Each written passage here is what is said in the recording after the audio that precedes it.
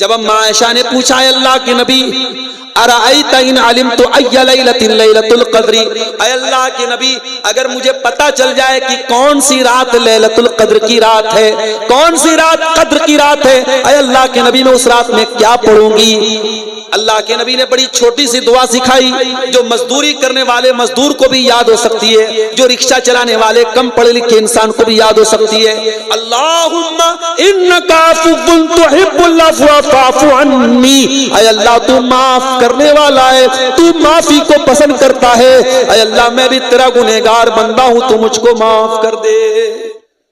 अब आइए जरा इस आयत पर हम गौर करें कि ऐसी क्या खास बात है कि अब्दुल्ला बिन मसूद जैसे सहाबी कह रहे हैं कि कुरान की सबसे ज्यादा उम्मीद पैदा करने वाली, उम्मीद दिलाने वाली आयत सूरह ज़ुमर की आयत। कुल या इबादियल्लज़ीना असरफू अला अनफुसिहिम, ऐ नबी आप कह दीजिए, किससे कहना है, या इबादी ऐ मेरे बंदो, कौन से बंदो, नमाज पढ़ने वाले, रोजा रखने वाले, तहज्जुद पढ़ने वाले, कुरान पढ़ने वाले, तकवा वाले, परहेजगार लोग, नहीं। कुल या इबादियल्लज़ीना असरफू अला अनफुसिहिम, ऐ नबी आप मेरे उन बंदों से कह दीजिए जो बहुत बड़े बड़े पाप करके, बहुत बड़े बड़े गुनाह करके अपनी जान पर जुल्म कर चुके हैं। ये गौर कीजिएगा इस लफ्ज के ऊपर। कुल या इबादियल्लज़ीना असरफू अला अनफुसिहिम ला तक़नतू मिन रहमतिल्लाह, ऐ नबी आज आपको नमाजियों से नहीं बोलना है, तहज्जुद पढ़ने वालों से आपको खिताब नहीं करना है, रोजा रखने वालों से आपको खिताब नहीं करना है। ऐ नबी आज आपको उन लोगों से खिताब करना है, उन लोगों से बोलना है जो बहुत बड़े बड़े गुनाह कर चुके हैं, बहुत बड़े बड़े पाप कर चुके हैं। कोई शराब के नशे में धुत है, कोई ज़िना कर चुका है, कोई हराम कारोबार कर चुका है, कोई किसी गलत काम में मुब्तला है। ऐ दुनिया के पापियों, ऐ दुनिया के गुनहगारों, ऐ गुनाह कर कर के, पाप कर कर के जिन्होंने अपनी जान के ऊपर अन्याय कर रखा है, जिन्होंने अपनी जान पर अत्याचार कर रखा है, जिन्होंने अपनी जानों पर जुल्म करके रखा है। अच्छा, अल्लाह ने डायरेक्ट यूं क्यों नहीं बोला, ऐ नबी आप गुनहगारों से बोल दीजिए। अल्लाह ने गुनहगारों को भी ये हौसला दिया, ऐ गुनहगारों तुम जितना भी गुनाह कर लो, तुम अल्लाह की बंदगी से बाहर तो नहीं निकल सकते। पाप करते करते जमीन तुम्हारे पापों से भर जाए, लेकिन तुम इस जमीन के किनारे से बाहर तो नहीं निकल सकते। तुम्हें घूम फिर करके आना तो इसी धरती पर है, इसी जमीन पर है। ऐ मेरे गुनहगार बंदो, सबके बाद तुम मेरे बंदे हो, मैं तुम्हें अपना बंदा मानता हूं। हाय मेरे रब तू कितना करीम है, जो तेरे साथ शिर्क कर रहे तो उनको भी अपना बंदा कह रहा है, जो तुझे गालियां दे रहे तो उनको भी अपना बंदा कह रहा है, जो तेरी धरती पर ज़िना कर रहे हैं ऐ अल्लाह तो उनको भी अपना बंदा कह रहा है। आज बेटा बाप की शान में बदतमीजी कर दे, बाप बेटे को घर से निकाल देता है, बेटी माँ के साथ जबान चला दे, माँ बेटी से बात तक नहीं करती है। ऐ अल्लाह तू कितना हलीम है, तू कितना करीम है। ऐ अल्लाह तेरी रहमतों का कोई ठिकाना नहीं, तू गुनहगारों को भी अपना बंदा कह रहा है। ऐ अल्लाह तेरी मोहब्बत पर कुर्बान जाऊं, तू बंदा कह के मुखातब कर रहा है। कुल या इबादियल्लज़ीना असरफू, ऐ मेरे वो बंदो जिन्होंने गुनाह कर करके अपनी जानों के ऊपर जुल्म किया है। एक नुक्ता यह भी मिला, गुनाह करके हम दूसरों का नुकसान तो बाद में करते हैं, पहले तो अपना नुकसान करते हैं। ओ लोगों तुम कभी गुनाह करके ये ना सोचना वैलेंटाइंस डे पर बहुत सारे ज़िना हुए होंगे, बहुत सारे होटल के कमरे आबाद हुए होंगे, बहुत सारे बदकारी के काम हुए होंगे। वक्ती तौर पर चंद मिनटों के लिए, चंद घंटों के लिए लोगों को मजा आया होगा, लेकिन याद रखो मेरे प्यारे साथियों, गुनाह की नहूसत इंसान के जिस्म के ऊपर भी पड़ती है, इंसान की जात पर भी पड़ती है, इंसान के बाल बच्चों पर भी गुनाह का असर पड़ता है, इंसान की सेहत पर भी गुनाह का असर पड़ता है, इंसान की सवारी पर भी गुनाह का असर पड़ता है, इंसान की रोजी रोटी पर भी गुनाह का असर पड़ता है। गुनाह वक्ती तौर पे आपको मजा दे सकता है, लेकिन गुनाह परमानेंटली दायमी तौर पर गुनाह नुकसान ही दे करके जाएगा। हम जिनकी औलाद आदम अलैहिस्सलाम, जरा कुरान में उनका वाकया उठा के देखिए। आदम अलैहिस्सलाम को अल्लाह ताला ने जन्नत में रखा और अल्लाह ने आदम और हव्वा दोनों से कहा कि तुम्हें जो खाना है खा लो, वला तक़रबा हाज़िही शजरत फतकूना मिनज़ ज़ालिमीन। ऐ आदम हव्वा, इस पेड़ के करीब ना जाना वरना तुम जालिम बन जाओगे। आदम और हव्वा ऐसा तो नहीं कि नादान थे, ना समझ थे। जन्नत में सब कुछ उनको मिल रहा था, बड़ी आराम की जिंदगी चल रही थी।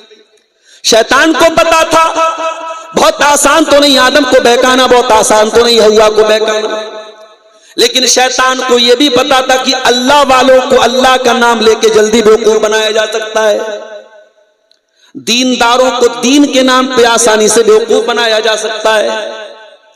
इसीलिए शैतान आदम के पास आया, हव्वा के पास आया और कहा कि ऐ आदम ऐ हव्वा, जिस पेड़ के करीब जाने से तुमको अल्लाह ने मना किया है वो तो शजरतुल खुल्द है, वो तो अमृत का पेड़ है, उसको खा लोगे तो हमेशा हमेशा रहोगे। अच्छा एक बात है, आदम अलैहिस्सलाम को शैतान ने जब बहकाने की कोशिश की तो लालच क्या दिलाया कि ऐ आदम हमेशा रहोगे। इसका मतलब कि इंसान को लाइफ में कोई चीज मिले और वो परमानेंटली मिले, हमेशा मिले, ये इंसान की नेचुरल ख्वाहिश है, फितरी ख्वाहिश है। आदम अलैहिस्सलाम के अंदर भी ये ख्वाहिश थी और शैतान को पता था कि ये जाल में फेंकूंगा तो आदम को आसानी से मैं अपने जाल में ले सकता। कहा है आदम हव्वा, इस पेड़ को तुम खा लोगे तो हमेशा हमेशा तुम जन्नत में रहोगे। वक़ासमहुमा इन्नी लकुमा लमिनन नासिहीन, और शैतान ने झूठी कसम भी खाई, अल्लाह की कसम खा के मैं कहता हूं मैं तुम्हारी भलाई चाहता हूं, मैं तुम्हारा खैर खाऊं। जब शैतान ने कसम खा ली तो हमारे बाप आदम और हमारी मां हव्वा उसके धोखे में आ गए। फदल्लाहुमा बिगुरूर, शैतान ने दोनों को अपने शीशे में उतार लिया, दोनों को धोखे में डाल दिया।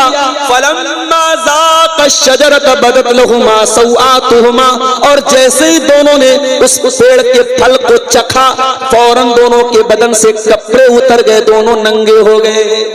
देखो अल्लाह की नाफरमानी का नतीजा देखो। आदम अलैहिस्सलाम अल्लाह के नबी हैं, पहले इंसान है, तमाम इंसानों के बाप हैं, लेकिन जब जिस काम से अल्लाह ने मना किया था जैसे ही उन्होंने वो काम किया, पहला नतीजा क्या निकला, उनके बदन के कपड़े उतर गए, दोनों नंगे हो गए। अच्छा जब दोनों नंगे हो गए तो ये नहीं हुआ कि नंगे होकर के वो आराम से रहे, जैसे ही वो नंगे हुए फतफिका यक्सिफानी अलैहिमा मिन वरक़िल जन्ना, दोनों जन्नत के पत्तों को पकड़ पकड़ के अपनी शर्मगाह को ढांपने लगे। दोनों को नंगा रहना बिल्कुल भी पसंद नहीं था। ओ दुनिया वालों, अगर तुम वाकई में आदम की औलाद हो और वाकई में तुम हव्वा की औलाद हो तो खबरदार नंगे रहना कभी गवारा न करना, नंगेपन के करीब न जाना, वल्गैरिटी के करीब न जाना, अश्लीलता के करीब न जाना। जिसको नंगापन पसंद हो, आज दुनिया के बड़े बड़े तरक्की याफ्ता लोग वो समुंदर के किनारे नंगे होकर के उनकी औरतें लेटी रहती हैं और इसको तरक्की का नाम दिया जाता है, इसको तफरी का नाम दिया जाता है। ऐ दुनिया के बेशर्मों और बेगैरतों, तुम अपना नाम आदम की औलाद से कटवा दो। अगर तुम वाकई में आदम की औलाद हो, अगर वाकई में तुम आदम के बेटे हो तो तुम्हें नंगा रहना बिल्कुल भी पसंद नहीं होना चाहिए। जिसके अंदर आदम अलैहिस्सलाम की खसलत होगी, जो हकीकत में आदम का बेटा कहलाने के लायक है, जो हव्वा की बेटी कहलाने के लायक है, वो नंगा रहना कभी पसंद नहीं करेगा, वो नंगा रहना कभी पसंद नहीं करेगी। दोनों अपने बदन को पत्ते से ढांपने लगे और जब दोनों को एहसास हुआ कि शैतान ने तो हमसे गलत काम करवा दिया, दोनों को फौरन एहसास हुआ और दोनों ने अल्लाह की बारगाह में हाथ उठाया और बड़ी प्यारी दुआ की, रब्बना ज़लमना अनफुसना व इल्लम तग़फिर लना व तरहमना लनकूनन्न मिनल खासिरीन। ऐ अल्लाह, हमने ये जो गलती की है, ऐ अल्लाह हमने अपनी जान पर जुल्म किया है, हमने अपने ऊपर अत्याचार किया है। ऐ अल्लाह हमने किसी और का कुछ नहीं बिगाड़ा, हमने तो अपना बिगाड़ा है, हमने तो अपने लिए गड्ढा खोद लिया है। रब्बना ज़लमना अनफुसना, ऐ अल्लाह तेरी नाफरमानी करके हमने बहुत बड़ा जुल्म अपने ऊपर कर लिया है। व इल्लम तग़फिर लना व तरहमना, और ऐ अल्लाह अगर तूने नहीं बख्शा और तूने रहम नहीं किया, लनकूनन्न मिनल खासिरीन, तो हमसे ज्यादा खसारा और नुकसान उठाने वाला कोई नहीं होगा। तो पता ये चला कि जब इंसान गुनाह करता है तो अपनी जान पर जुल्म करता है, अपने ऊपर अत्याचार करता है। यही बात अल्लाह ताला सूरह ज़ुमर की आयत नंबर 53 में कह रहा है, कुल या इबादियल्लज़ीना अस्रफू अला अनफुसिहिम, ऐ मेरे वो बंदो जिन्होंने गुनाह कर करके अपनी जान पर जुल्म कर लिया है, ला तक़नतू मिन रहमतिल्लाह, ऐ मेरे गुनहगार बंदो कहीं तुम्हारे दिमाग में ये ख्याल ना आए अब तो हम तौबा करेंगे तब भी अल्लाह नहीं सुनेगा, अब तो हम माफी मांगेंगे तब भी अल्लाह माफ नहीं करेगा। ओ मेरे गुनहगार बंदो, एक बार तौबा तो करके देखो, एक बार माफी तो मांग के देखो। ला तक़नतू मिन रहमतिल्लाह, अल्लाह की रहमत से कभी मायूस मत होना।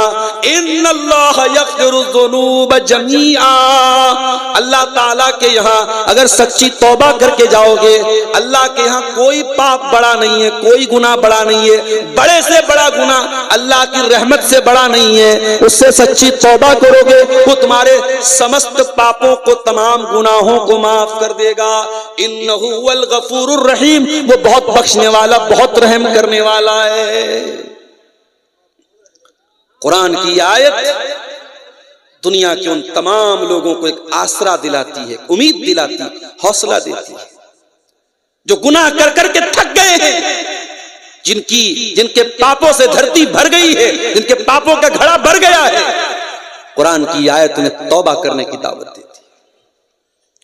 और कुरान की आयत यह भी बताती है कि ऐ गुनहगारों, तुम गुनाह करके अपने ऊपर जुल्म कर रहे हो, अपने ऊपर अत्याचार कर रहे हो।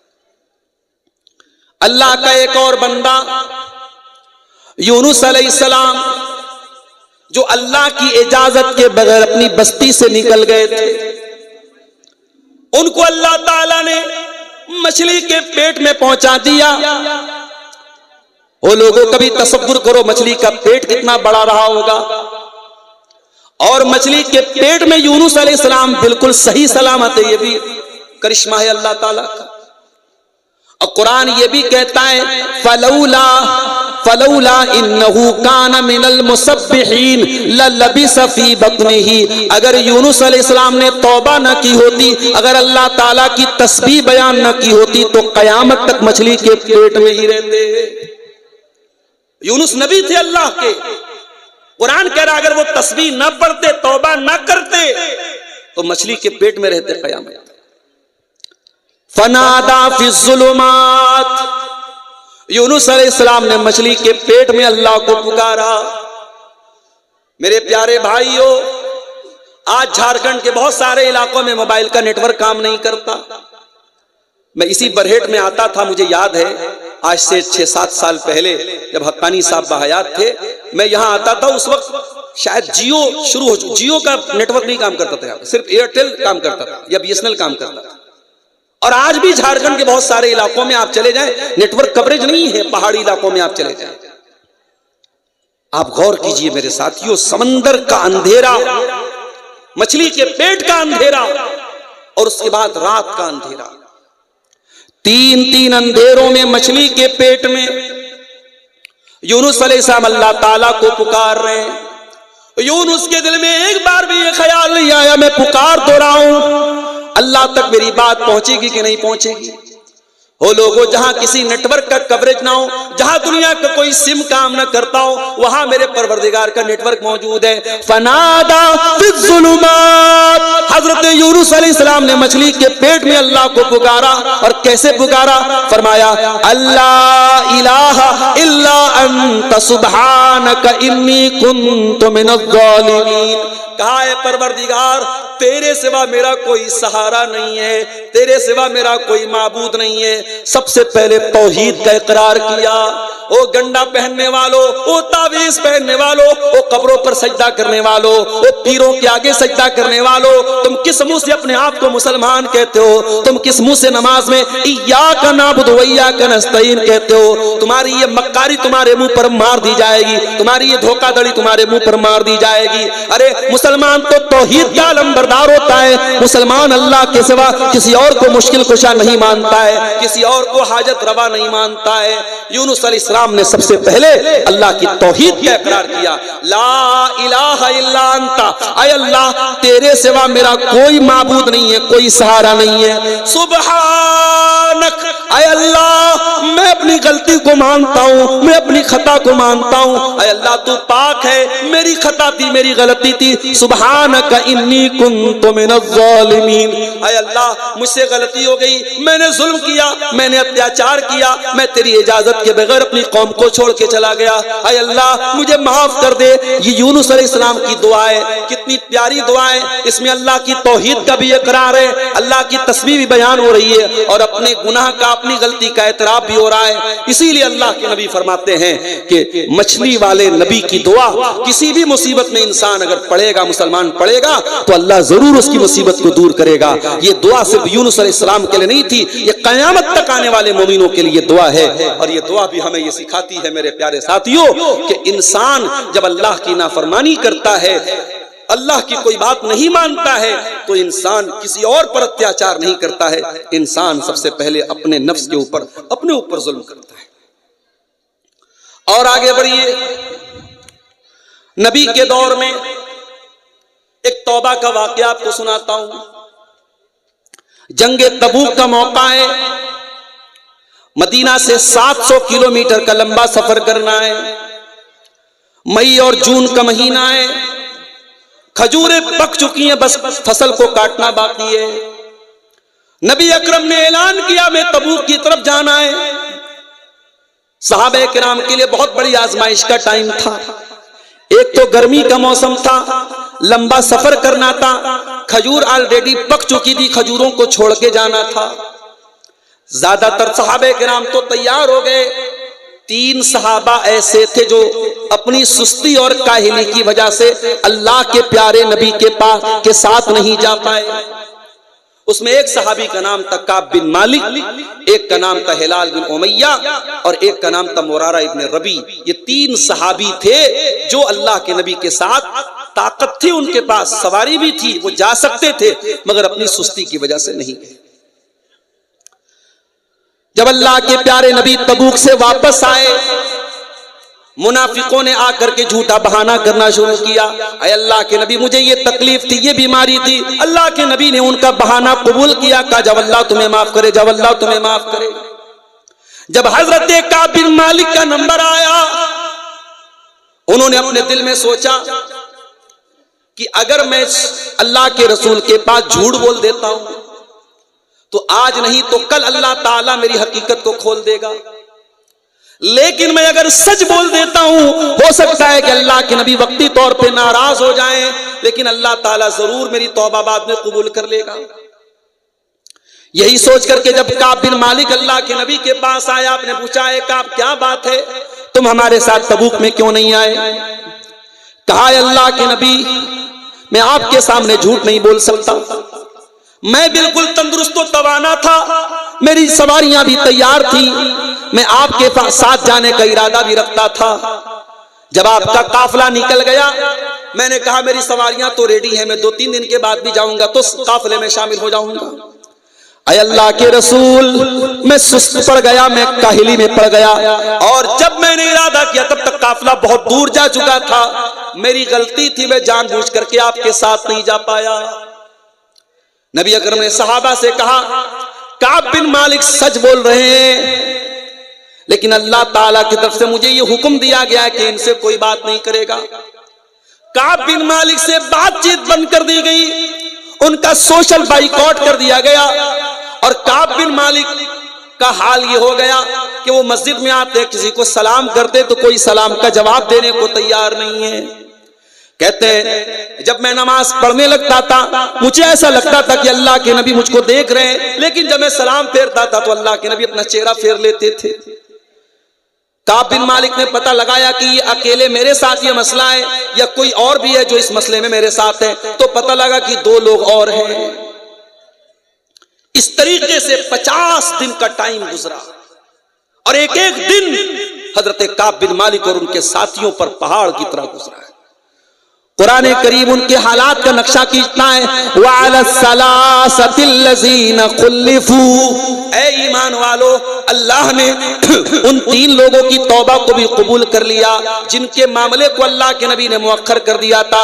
हत्ता इज़ा ज़ाक़त अलैहिमुल अर्दु बिमा रहुबत व ज़ाक़त अलैहिम अनफुसुहुम, यहां तक के जमीन उनके लिए तंग हो गई और उनकी जान भी उनके लिए तंग हो गई। 50 दिन का टाइम गुजर गया मेरे साथियों, कोई बात करने वाला नहीं। 50 दिन के बाद हज़रत काब बिन मालिक अपने मकान की छत पे नमाज पढ़ रहे थे। इतने में दूर से एक पुकारने वाले ने पुकारा, अबशिर या काब इब्न मालिक, ऐ काब बिन मालिक खुश हो जाओ, अल्लाह ने तुम्हारी तौबा कबूल कर ली और तुम्हारे बारे में कुरान की आयतें नाज़िल हो गई हैं। काब बिन मालिक कहते मेरे पास कुछ और तो नहीं था, मैंने अपने बदन का कपड़ा उतार करके उसको पहना दिया, इतनी खुशी मुझको हुई। गौर कीजिए मेरे प्यारे साथी, सच्चे दिल से इन्होंने आंसू बहाए थे। 50 दिन तक अल्लाह से गिड़गिड़ा के दुआएं की थी, अल्लाह ने इनकी तौबा को कबूल किया था। मेरे प्यारे साथियों, रमजान का महीना हमारे सामने। रमजान का महीना सिर्फ इफ्तार का महीना नहीं है, सिर्फ सहरी का महीना नहीं है। रमजान का महीना अल्लाह की बारगाह में सच्ची तौबा करने का भी महीना है। इसलिए आइए हम ये अहद करें कि आने वाले रमजान में हम अल्लाह की बारगाह में सच्ची तौबा करेंगे और सूरह ज़ुमर की इस आयत पर हम अमल करेंगे। ला तक़नतू मिर रहमतिल्लाह, ऐ गुनहगारों अल्लाह की रहमत से मायूस न होना। इन्नल्लाह यग़फ़िरु ज़ुनूब जमिया, अल्लाह तुम्हारे तमाम गुनाहों को माफ कर देगा। मगर ये बात याद रखिए, तौबा के नाम पे खिलवाड़ नहीं चलेगा, तौबा के नाम पे मजाक नहीं चलेगा। अगर तौबा करते हो तो अल्लाह से सच्ची तौबा करना पड़ेगा। या अय्युहल्लज़ीना आमनू तूबू इलल्लाहि तौबतन नसूहा, ऐ ईमान वालो अल्लाह की बारगाह में सच्ची तौबा करो। असा रब्बुकुम अन युकफ्फिर अन्कुम सय्यिआतिकुम, जब तुम अल्लाह से सच्ची तौबा करोगे अल्लाह तुम्हारी खताओं को माफ कर देगा। कितनी बड़ी खताओं को अल्लाह माफ करेगा।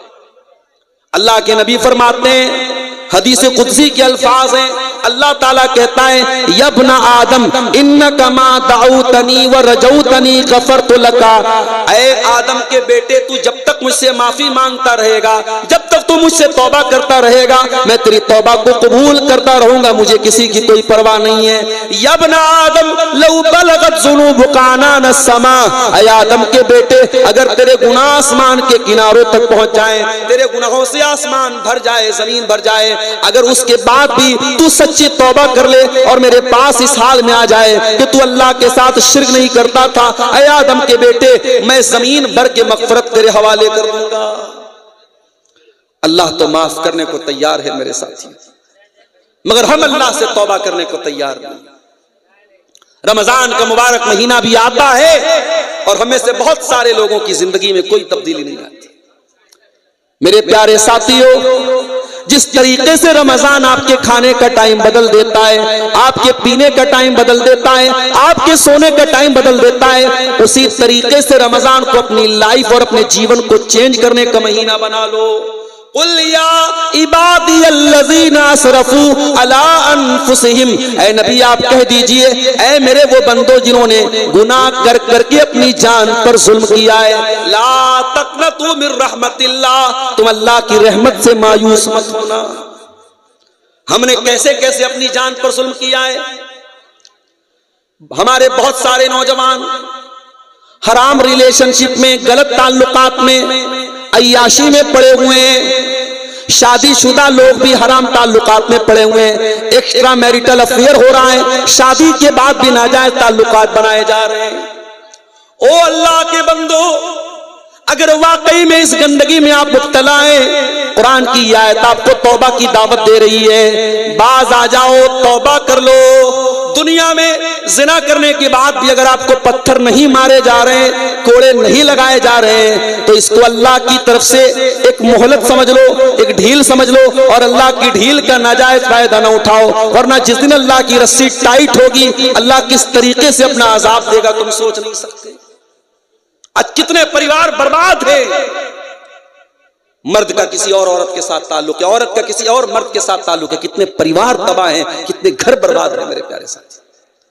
कभी आपने गौर किया है शादीशुदा इंसान की जिना की सजा इस्लाम में इतनी कठोर क्यों रखी गई है?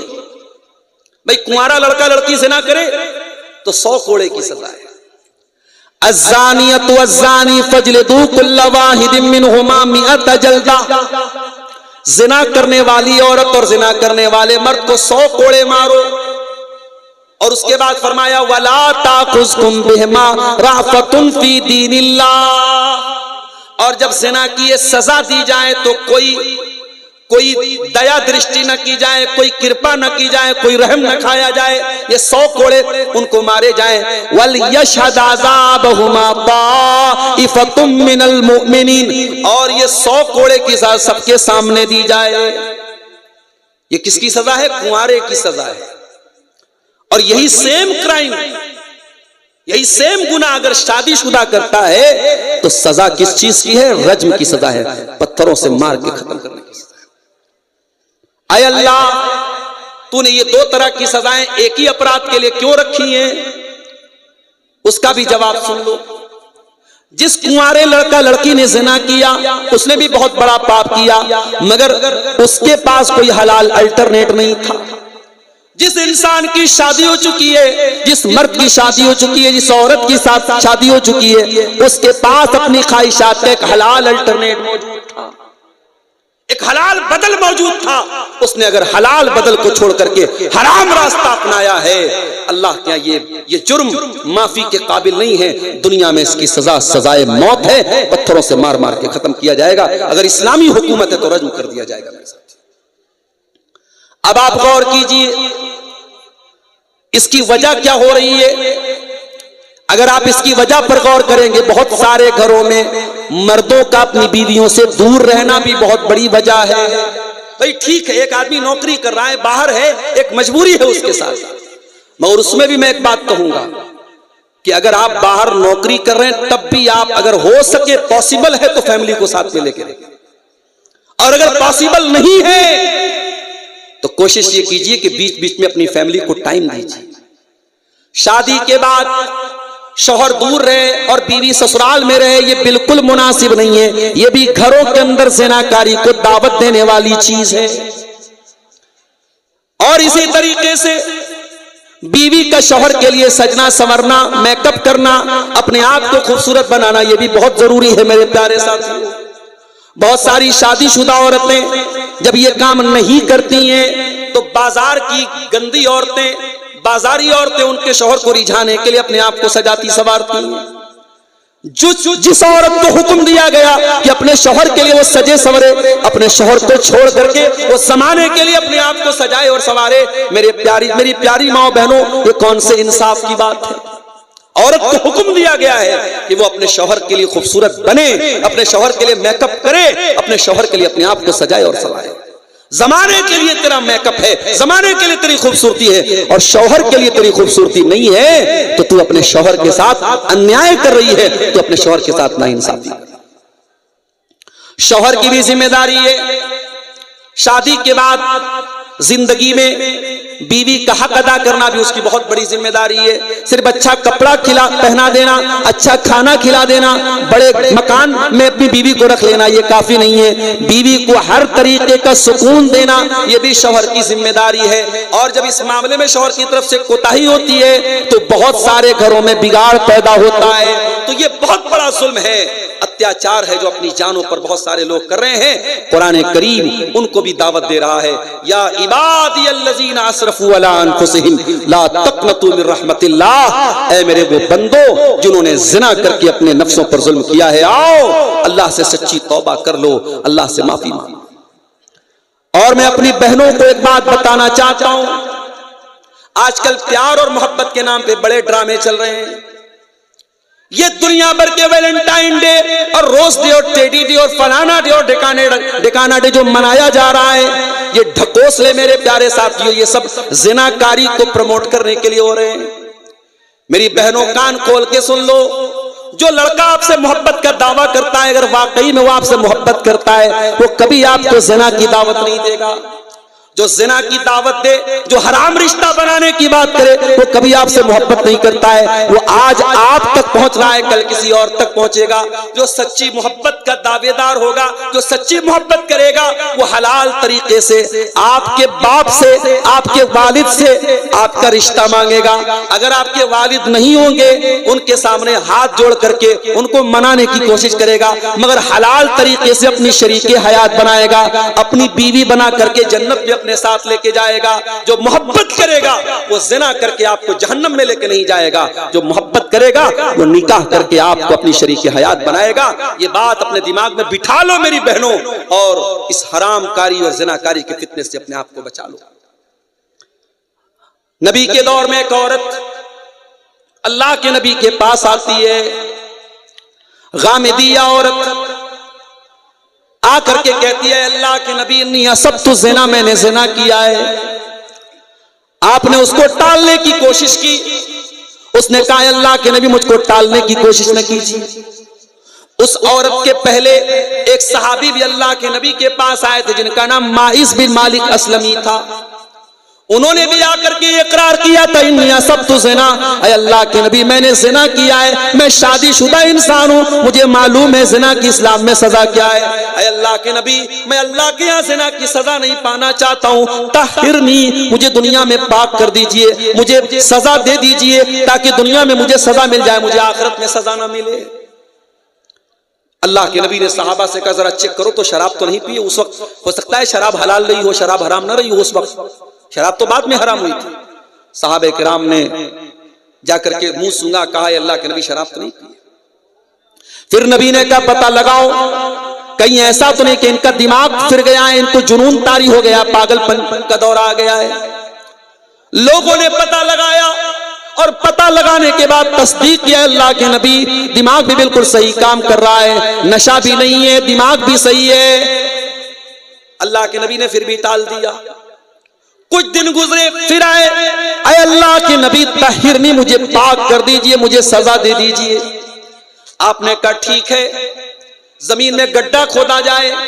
गड्ढा खोदा गया, माइस बिन मालिक असलमी को लाया गया, आधा धड़ उनका जमीन में डाला गया और आधा धड़ बाहर रखा गया और पत्थरों से मार मार के उनको खत्म किया गया। जब हज़रत माइस बिन मालिक असलमी को मारा गया, अल्लाह के नबी ने फरमाया, लक़द ताब तौबतन लौ ताबहा, अगर ऐसी तौबा किसी मदीना के 70 गुनहगार भी अगर ऐसी तौबा करते, अल्लाह ताला 70 गुनहगारों को माफ कर देता। इतनी सच्ची तौबा की है इस नौजवान ने। उनके वाक़े के कुछ दिनों के बाद ये औरत आई थी और इस औरत ने आकर के कहा, है अल्लाह के नबी मैंने भी ज़िना किया है और मुझे भी सजा दीजिए, मुझे भी रज्म कर दीजिए। अल्लाह के नबी ने टालने की कोशिश की। औरत कहने लगी, अय अल्लाह के नबी क्या आप चाहते हैं कि आप मुझे वैसे ही टाल दे जैसे आपने माइस को टाला था? अय अल्लाह के नबी इन्नी लहुबला, मैं हमल से हूं, मैं पेट से हूं, मुझे आप टालने की कोशिश न कीजिए, मुझे ज़िना की सजा दे दीजिए। आपने फरमाया अगर वाकई में तुम पेट से हो तो हम तुम्हें यह सजा नहीं दे सकते, सजा की हकदार तुम हो, तुम्हारे बच्चे का क्या कसूर है, जाओ जब बच्चा पैदा हो जाए आ जाना। 9 महीने का टाइम अल्लाह के रसूल ने उस औरत को दे दिया। 9 महीने के बाद जब बच्चा पैदा हो गया, शायद सहाबे किराम भी भूल चुके थे, अल्लाह के प्यारे नबी भी भूल चुके थे। 9 महीने के बाद वो औरत अपने बच्चे को हाथ में लेके आती है, अय अल्लाह के नबी आपने मुझे पहचाना, मैं वही गामिदी औरत हूं जो 9 महीना पहले आपके पास आई थी। अय अल्लाह के नबी अब तो मुझे पाक कर दीजिए, मुझे सजा दे दीजिए। अल्लाह के नबी ने फरमाया नहीं, हम अभी तुम्हें सजा नहीं देंगे, बच्चा बहुत छोटा है। जब ये बच्चा दूध छोड़ दे और रोटी खाने लगे तब तुम मेरे पास आना, हम तुम्हें सजा देंगे। अल्लाह के प्यारे नबी ने 2 साल का टाइम और दे दिया। 2 साल का पीरियड गुजर गया और 2 साल के बाद वो औरत फिर आती है अपने बच्चे को गोद में लेके, इस हाल में कि बच्चे के हाथ में रोटी का टुकड़ा है। अय अल्लाह के नबी, अब तो मुझे ज़िना की सजा दे दीजिए, अब तो मुझे पाक कर दीजिए। अय अल्लाह के नबी, मेरा बच्चा रोटी खाने लगा, दूध छोड़ दिया। ओ लोगों, आज दुनिया की अदालतें अपराधियों को बचाने का काम करती हैं। आज अपराधी अपने आप को बचाने के लिए झूठे गवाह लाता है, झूठा सबूत लाता है। ये कौन सी अदालत है? ये कौन सी अदालत है जहां अपराधी को बार बार भागने का मौका दिया जा रहा है, बार बार छोड़ा जा रहा है, मगर अपराधी खुदा के कहता है, अय अल्लाह के नबी, मुझे ज़िना की सजा दे दीजिए, मुझे पाक कर दीजिए। आपने फरमाया ठीक है। बच्चे को एक मुसलमान के हवाले किया गया। इससे यह भी पता चला कि अगर वलदुज़ ज़िना, कोई ज़िना का बच्चा है, ज़िना से पैदा हुआ बच्चा है, तो उसकी परवरिश भी मुसलमानों की सोसाइटी में होगी। ऐसा नहीं उस बच्चे का कोई कसूर नहीं, वो बच्चा अपने तमाम जो एक इंसानी हुकूक है वो उसको दिए जाए। आपने जमीन में गड्ढा खोदने का हुक्म दिया। गड्ढा खोदा गया, औरत को गड्ढे में डाला गया, पूरे बदन को चादर से लपेट करके ताकि बेपर्दगी ना हो। पत्थरों से मारा जाने लगा।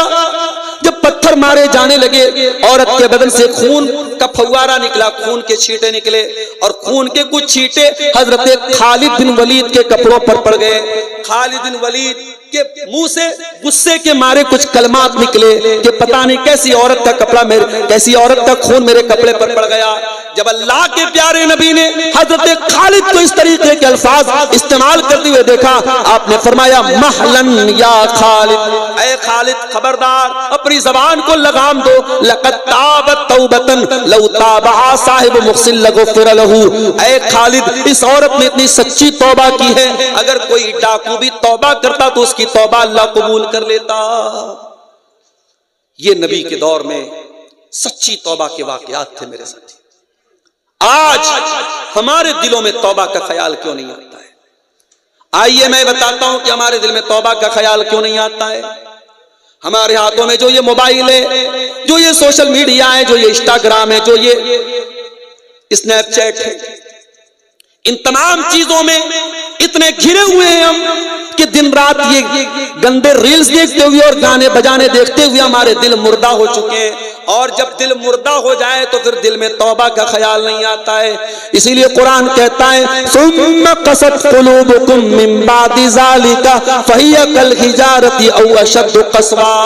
ऐ गुनहगारो, जब तुम गुनाह करते हो, जब तुम पाप करते हो, तो तुम्हारे दिल पत्थरों से भी ज्यादा कठोर हो जाते हैं।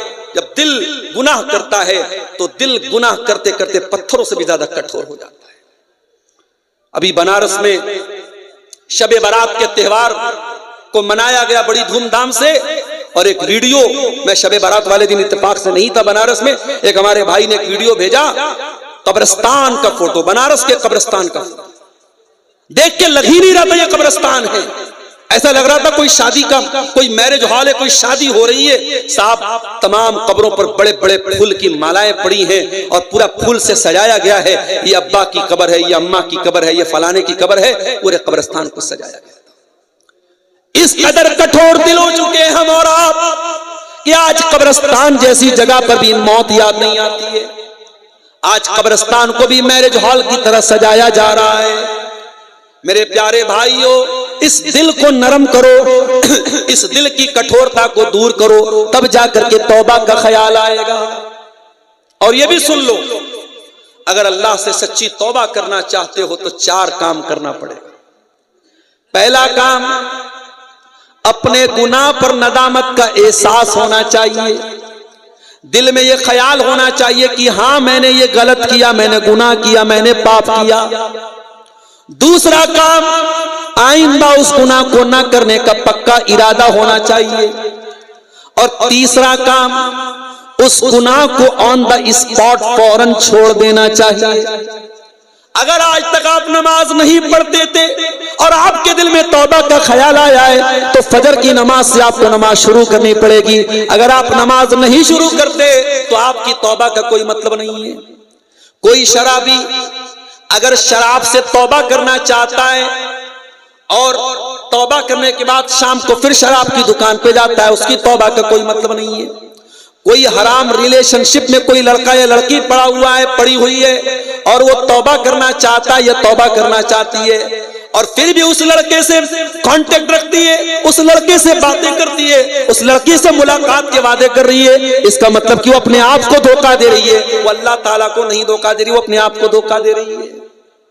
सच्ची तौबा का मतलब यही है कि आप फौरन उस गुनाह को छोड़ दीजिए मेरे प्यारे साथियों।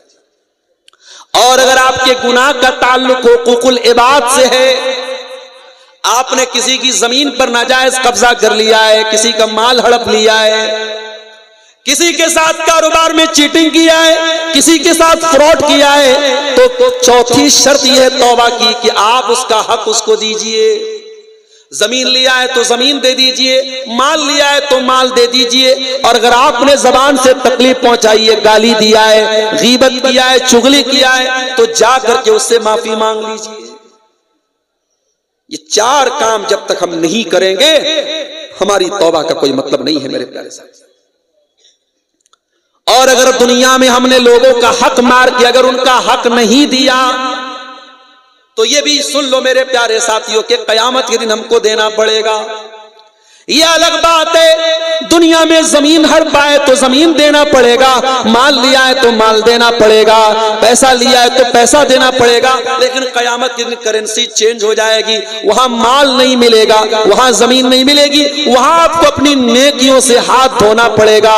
कोई रोजा लेके चला जाएगा, कोई नमाज लेके चला जाएगा, कोई हज लेके चला जाएगा, कोई ज़कात खैरात लेके चला जाएगा, उसके बाद भी अगर कोई हकदार खड़ा होगा, अल्लाह के नबी फरमाते हैं फिर उनके गुनाह इंसान के ऊपर लाद दिए जाएंगे, और दुनिया से नेकी लेकर के जो आया है इस हाल में अल्लाह के पास वापस जाएगा कि गुनाहों से भरा हुआ होगा और जहन्नम में उसको फेंक दिया जाएगा।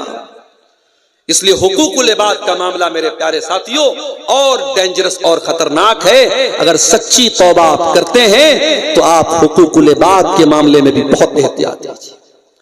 आज हमारे बहुत सारे भाई ऐसे हैं जो पैसा कमाने की दौड़ में अंधे बन चुके हैं।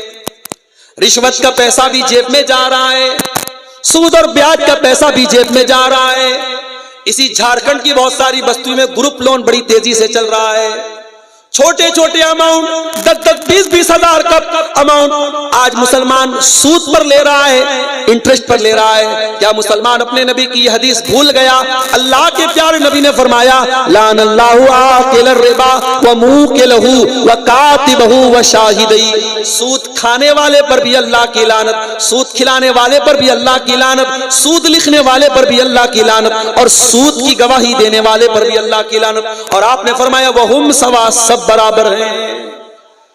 आज सूद का पैसा मुसलमान के घर में आ रहा है। कुल या इबादी अल्लज़ीना असरफू अला अनफुसिहिम, ऐ सूद ब्याज खा करके, ऐ रिश्वतें खा करके, ऐ हराम कमाई खा करके जिन्होंने अपनी जानों पर जुल्म किया है, ला तक़नतू मिर रहमतिल्लाह, अल्लाह की रहमत से कभी मायूस मत होना। और ये भी याद रखो तौबा की भी एक एक्सपायरी है। तौबा कर सकते हैं मगर कब तक? जब तक मौत सामने ना आए। अगर आपने मौत को सामने देख करके तौबा की तो आपकी तौबा कबूल नहीं होगी। अल्लाह के प्यारे नबी फरमाते हैं इन्नल्लाह यक़बलु तौबतल अब्दि मा लम युग़रग़िर, अल्लाह ताला बंदे की तौबा को तब तक कबूल करता है जब तक जान हलक तक ना आ जाए। आज हम नहीं जानते कब हमारे साथ कौन सा एक्सीडेंट हो जाए। परसों सोनाकोड़ की सरजमीन पर प्रोग्राम था मेरा, रात में इसी बरहेट से होता हुआ मैं पटना और बनारस वापस गया। हमारी मजबूरी थी, हमको जाना था फिर आ जाना था। कभी कभी रात में 100 और 120 की स्पीड में भी गाड़ी चलती है, डर भी लगता है। और खास तौर से ये जो बरहरवा का रास्ता है, पूरा पहाड़ी का इलाका है, गाड़ी कभी डिसबैलेंस भी हो सकती है। ड्राइवर की एक गलती हमें मौत के घाट भी उतार सकती है। मेरे प्यारे साथियों, ये हालात आपके साथ भी हो सकते हैं। कहीं ऐसा न हो कि कोई जिंदगी में हादसा आए और हमें तौबा करने की मोहलत भी ना मिले, हमें तौबा करने की तौफीक भी ना मिले मेरे साथियों। इसीलिए आने वाले रमजान में सच्ची तौबा का हम सब अज़्म करें मेरे प्यारे साथियों।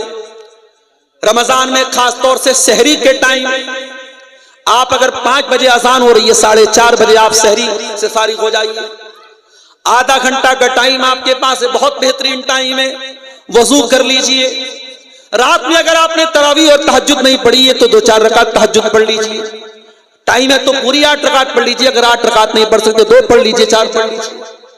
वो बड़ा प्यारा वक्त है, वो बड़ा सुहाना वक्त है। वो फजर के पहले का जो वक्त है वो रात का आखिरी पहर है। उस पहर में, उस वक्त में अल्लाह की बारगाह में अपने हाथ फैला के अल्लाह से अपने गुनाहों की गिड़गिड़ा करके माफी मांग लीजिए। मेरे भाई, हम सब मांग लें।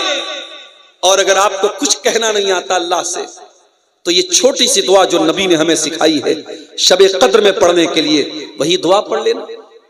जब अम्मा आयशा ने पूछा है अल्लाह के नबी, अराअयता इन अलिमतु अय्या लैलतिन लैलतुल क़द्री, ऐ अल्लाह के नबी अगर मुझे पता चल जाए कि कौन सी रात लैलतुल क़द्र की रात है, कौन सी रात कद्र की रात है, ऐ अल्लाह के नबी मैं उस रात में क्या पढ़ूंगी। अल्लाह के नबी ने बड़ी छोटी सी दुआ सिखाई जो मजदूरी करने वाले मजदूर को भी याद हो सकती है, जो रिक्शा चलाने वाले कम पढ़े लिखे इंसान को भी याद हो सकती है। अल्लाहुम्मा इन्नका अफ़ुव्वुन तुहिब्बुल अफ़्वा फ़अफ़ु अन्नी, ऐ अल्लाह तू माफ करने वाला है, तू माफी को पसंद करता है। ऐ अल्लाह मैं भी तेरा गुनहगार बंदा हूं, तू मुझको माफ कर दे। ये दुआ मेरे प्यारे साथियों रमजान के दिन रोजाना पढ़िए, जब मौका मिले तब पढ़िए। और इस दुआ के ऊपर गौर कीजिए कि इसमें आप अल्लाह से क्या कह रहे हैं। अल्लाह को माफी पसंद है। अगर आपके साथ किसी ने अत्याचार किया है, इस्लाम कहता है कि आप बदला ले सकते हैं। कोई आपके एक गाल पे थप्पड़ मारता है तो आप उसके भी एक गाल पे थप्पड़ मार सकते हैं। इस्लाम की ये शिक्षा नहीं है, इस्लाम की ये तालीम नहीं। कोई आपके एक गाल पे थप्पड़ मारे तो आप दूसरा गाल पेश कर दो, ये इस्लाम की तालीम नहीं है। इस्लाम आपको बदला लेने की इजाजत देता है, मगर साथ में अल्लाह ताला कहता है वलमन सबरा व गफरा फइन्न ज़ालिका मिन अज़्मिल उमूर। ऐ मेरे बंदो, अगर तुम माफ कर दो, तुम सब्र से काम ले लो, माफ कर दो तो ये ज्यादा बेहतर है, हमको ज्यादा पसंद है। जहां पर हम बदला ले सकते हैं और वहां पे हम माफ कर दें, अल्लाह को ये ज्यादा पसंद है। अल्लाह माफी को पसंद करता है। हम जब अल्लाह से शबे कद्र में दुआ करते तो यही तो कहते हैं अल्लाहुम्मा इन्नका अफ़ुव्वुन तुहिब्बुल अफ़्वा फ़अफ़ु अन्ना, ऐ अल्लाह तू माफ करने वाला है और माफी को पसंद करता है। ऐ अल्लाह मैं भी तो तेरा खताकार और गुनहगार बंदा हूं, ऐ अल्लाह तू मुझको भी माफ कर दे। मेरे नौजवान साथियों, अल्लाह के वास्ते इससे पहले की जवानी ढल जाए तौबा कर लो, इससे पहले कि मिट्टी में दफन कर दिए जाओ अल्लाह से सच्ची तौबा कर लो। इससे पहले कि तौबा की तौफीक छीन ली जाए, तौबा कर लो मेरे भाइयों। गोवा के उस नाइट क्लब का वाकया याद करो जहां डांस हो रहा था, लड़कियां नाच रही थी, संगीत बज रहा था, लोग शराब के जाम लुका रहे थे। उसी हालत में गैस सिलेंडर फटता है और गोवा के नाइट क्लब में जबरदस्त आग लग जाती है और दर्जनों लोग वहां पे मर जाते हैं। मेरे प्यारे साथियों, कौन सा हादसा आएगा और हमें मौत के घाट उतार देगा हम नहीं जानते। इससे पहले कि कोई एक्सीडेंट हो जाए, कोई हादसा आ जाए और जिंदगी का तार टूट जाए, अल्लाह से सच्ची तौबा कर लो मेरे साथियों।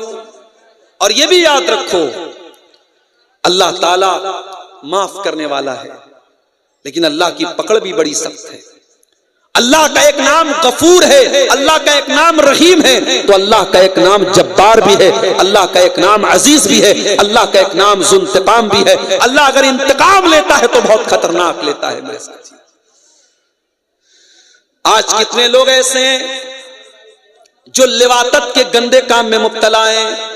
जो लूत अलैहिस्सलाम की कौम ने गंदा काम किया था, मर्द का मर्द के साथ जो ताल्लुक बनाने का गंदा काम इस धरती पर शुरू हुआ था, वो लूत अलैहिस्सलाम की कौम ने शुरू किया था। आज दुनिया में ये काम भी धड़ल्ले से हो रहा है और अभी दिल्ली में एक बहुत बड़ा मार्च भी निकला था। ये जो अपने आप को लेस्बियन और गे बोलते हैं, ये जो मर्द मर्द के साथ ताल्लुक बनाता है, औरत औरत के साथ ताल्लुक बनाते हैं, जिनको समलैंगिक कहा जाता है, जिनको होमोसेक्सुअल कहा जाता है, जिनको LGBT कहा जाता है, इन लोगों ने बाकायदा दिल्ली दिल्ली में मार्च निकाला था।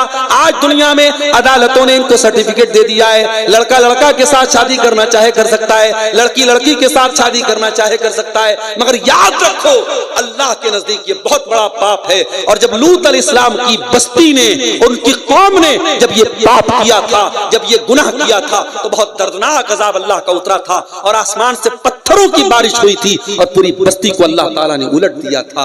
मेरे प्यारे साथियों, अल्लाह ताला अगर ढील दे रहा है, इसका मतलब कोई जालिम ये न समझे कि अल्लाह की ढील का मतलब ये कि हमें छोड़ दिया जाएगा।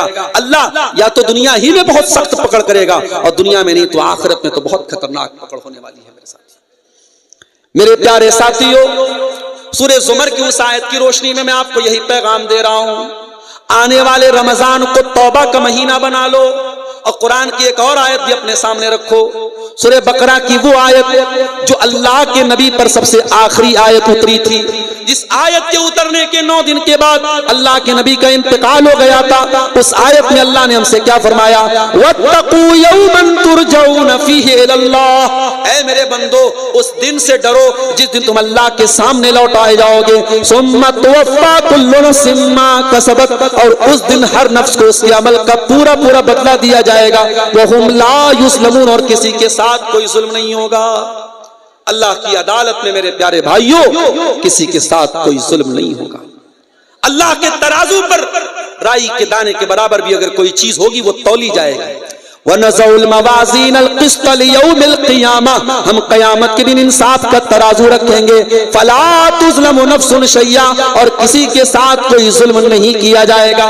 व इन काना मिस्क़ाल हब्बतिन मिन खरदलिन अतैना बिहा, और एक राई के दाने के बराबर भी अगर तुमने कोई पाप किया होगा, तुमने कोई नेकी की होगी, अल्लाह के तराजू पर सामने आ जाएगी। व कफ़ा बिना हासिबीन, और जब हम हिसाब लेंगे तो पूरा पूरा लेंगे। इसलिए मेरे प्यारे साथियों, कुरान करीम की जो आयत खुतबे के बाद मैंने पढ़ी थी, सूरह ज़ुमर की आयत नंबर 53, उस आयत को हमेशा अपने ज़हन में रखो।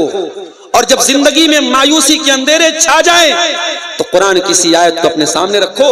अल्लाह हमारी तौबा को, हमारी गुनाहों को माफ करने को तैयार है, हमारी तौबा को कबूल करने को तैयार है। शर्त यह है कि हमारी तौबा सच्ची तौबा हो और तौबा की एक्सपायरी खत्म होने के पहले हम तौबा कर लें। मेरे अजीजों, आखिर में एक बात यह भी कहना चाहूंगा कि रमजान का मुबारक महीना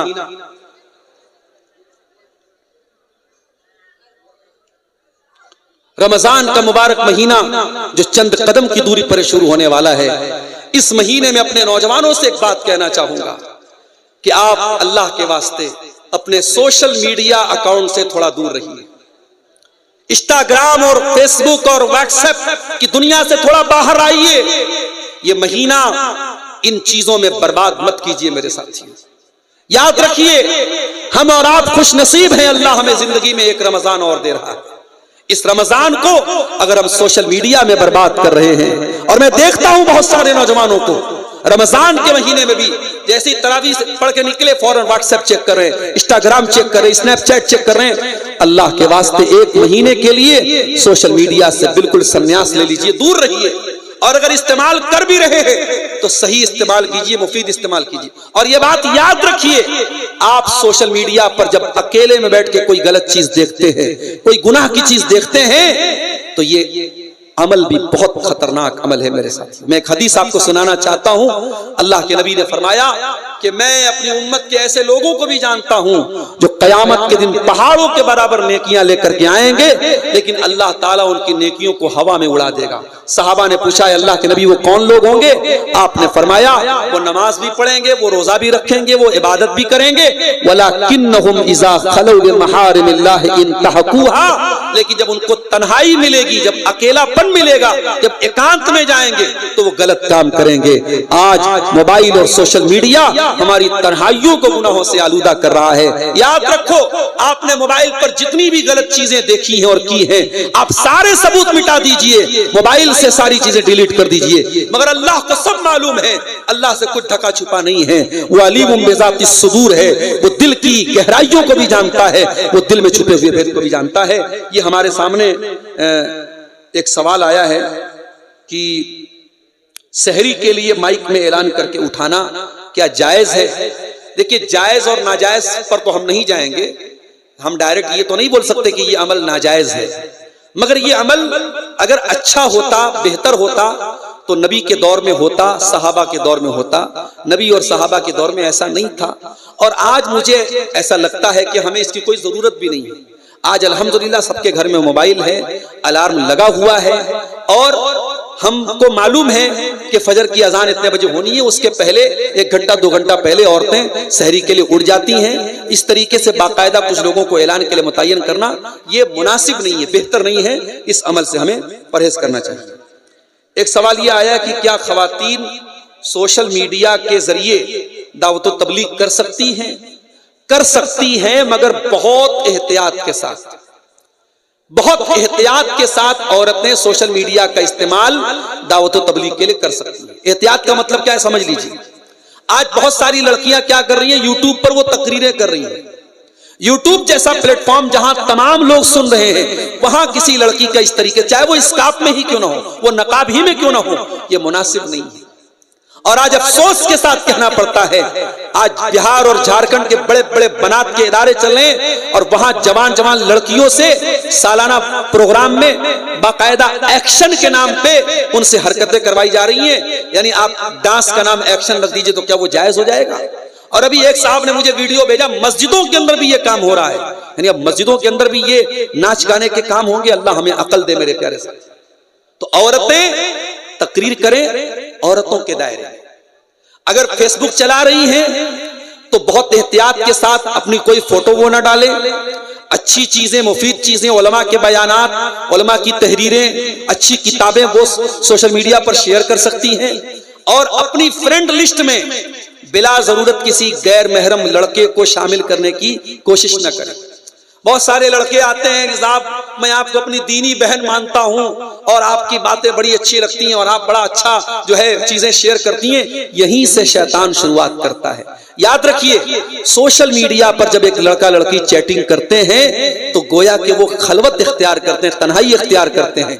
और अल्लाह के नबी की हदीस है कि जब भी कोई लड़का लड़की तन्हाई इख्तियार करते हैं तो तीसरा वहां शैतान होता है। आप फेसबुक में बात कर रहे हैं, शैतान वहां पर भी बैठा हुआ है। आप व्हाट्सएप पर बात कर रहे हैं, शैतान वहां भी बैठा है। आप इंस्टाग्राम पर बात कर रहे हैं, शैतान वहां भी बैठा है। इसलिए खवातीन अगर सोशल मीडिया चला रही हैं तो बहुत एहतियात के साथ वो चलाएंगी।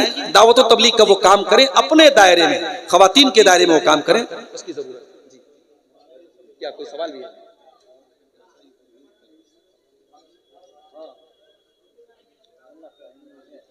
ये सब सवालात तो बहुत आम से सवालात हैं, सबको मालूम है।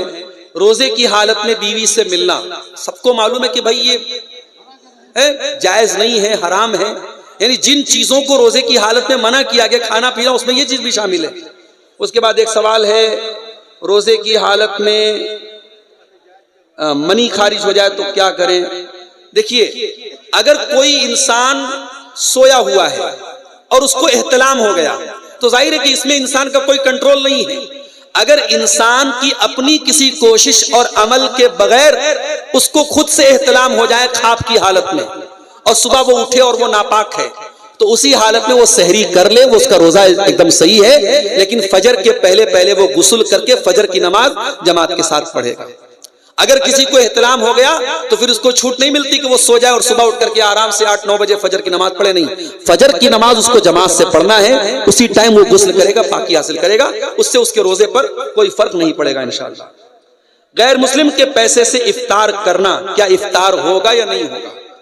भाई, गैर मुस्लिम के यहाँ जब आप दावत खा सकते हैं, आम चीजें खा सकते हैं, तो इफ्तार भी कर सकते हैं, ठीक है। लेकिन अगर कोई गैर मुस्लिम ऐसा है जिसके बारे में हमें मालूम है कि उसकी पूरी कमाई या ज्यादातर कमाई हराम की है, तो उस गैर मुस्लिम के यहाँ आप आम दावत भी नहीं खाएंगे और इफ्तार भी नहीं करेंगे। और अगर कोई गैर मुस्लिम ऐसा है कि भाई उसका कारोबार मिक्स है, भाई वो इस्लाम को तो नहीं मानते, उनके यहाँ सूद ब्याज भी चलता है, उनके यहाँ हराम काम भी होता है, लेकिन उसका ज्यादातर बिजनेस हलाल चीजों का है, तो उसके यहाँ आम दावत भी आप खा सकते हैं और उसके यहाँ इफ्तार भी कर सकते हैं। मगर कोशिश ये कीजिए कि इफ्तार अपने मुसलमान भाई क्या कीजिए, ताकि आपको दावत खाने का फायदा मिल जाए और उसको रोजेदार को इफ्तार कराने का सवाब मिल जाए। गैर मुस्लिम को दुनिया में तो उसकी नेकी का फल मिल सकता है, आखिरत में कोई फल नहीं मिलेगा। इसलिए बेहतर है कि उसको अवॉइड किया जाए। लेकिन बहरहाल जायज है, उसमें कोई गुनाह की बात नहीं। मैयत के नाम से इफ्तारी करवा सकते हैं या नहीं? मैयत के नाम से सदका करने का सबूत मिलता है। इफ्तारी का मेरे इल्म में कोई सबूत नहीं है। अगर किसी के इल्म में कोई सबूत हो तो मुझे दे दे, मैं मान लूंगा। कोई हदीस नहीं है, कोई दलील नहीं है। इफ्तारी एक अलग नेकी है, एक अलग इबादत है। उसको आम सदका के ऊपर हम क़ियास करें तो ये मुनासिब नहीं है। इसलिए मैयत के नाम से आप इफ्तारी मत कराइए। अगर किसी बेटे को बाप से बहुत मोहब्बत है, बेटा लोगों को इफ्तार कराएगा, उसका सवाब ऑटोमेटिक बाप को पहुंचेगा। बेटे की हर नेकी का सवाब बाप को मिलता है। लेकिन बाप के नाम से, मैयत के नाम से इफ्तारी करवाना ये ठीक नहीं है। हाँ, मैयत के नाम से आप सदका कर सकते हैं, गरीबों को खाना खिला सकते हैं, मदरसे में गरीब बच्चों को आप कुछ पैसा दे सकते हैं, कोई रूम वगैरह बनवा सकते हैं। लेकिन इफ्तारी एक खास इबादत है, उसको मैयत के नाम से करना ये ठीक नहीं है, मुनासिब नहीं है। इससे हमें परहेज करना चाहिए। ठीक है, अल्लाह ताला से दुआ है रब्बुल आलमीन हम सबको सच्ची तौबा करने की तौफीक अता फरमाए। रब्बुल आलमीन हमारे गुनाहों से हम सबको इस माह मुबारक में जो चंद कदम की दूरी पर है, हमें बाज आने की और अपनी बारगाह में रुजू करने की तौफीक अता फरमाए।